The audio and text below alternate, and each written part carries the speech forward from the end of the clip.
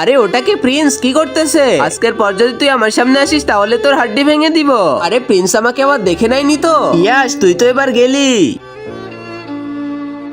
এই তুই এবার পালিয়ে কোথায় যাচ্ছিস? তুই তো সেই মেয়ে যে আমার ভিডিও করে লিক করে দিয়েছিস। তুমি কি আমাকে ভয় দেখাতে এসেছো? আমি তোমাকে একদমই ভয় পাই না। তোর মুখ দেখেই মনে হচ্ছে তুই একটা ভীতু। চল ভাগ এখন এখান থেকে।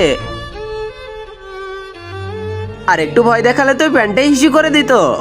পালা পালা, দেখি তুই আর কত দূরে পালাইতে পারিস। আরে একে দেখে তো আমার অনেক ভয় করতেছে। এদিকে এসো, ভয় পেও না আমি। এবার এই বদমাশকে তো আমি দেখতেছি।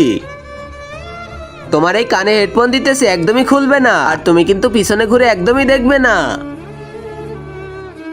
আরে জানিস ইয়াস কত হ্যান্ডসাম? ও যদি আমার বয়ফ্রেন্ড হতো। তুমি জানো ও আমাকে দুষ্টু ছেলেদের হাত থেকে বাঁচিয়েছিল। কে তো ওই সিনটা আবার ভিডিও করে নিয়েছিল। আরে ইয়াস আবার কোথায় গেল? ওকে তো হেডফোনও দিতে হবে। আরে ওই তো চলে এসেছে। এই নাও ইয়াস তোমার হেডফোন। এ তো আমাকে বাঁচাতে যাচ্ছিল, এ তো ঠ্যাং ভেঙে দিয়েছে। আর আগে মহান আল্লাহকে তুমি ভালোবাসলে লাইক এন্ড সাবস্ক্রাইব করে দাও। আর পার্ট 2 দেখতে চাইলে অবশ্যই কমেন্টে পার্ট 2 লিখো।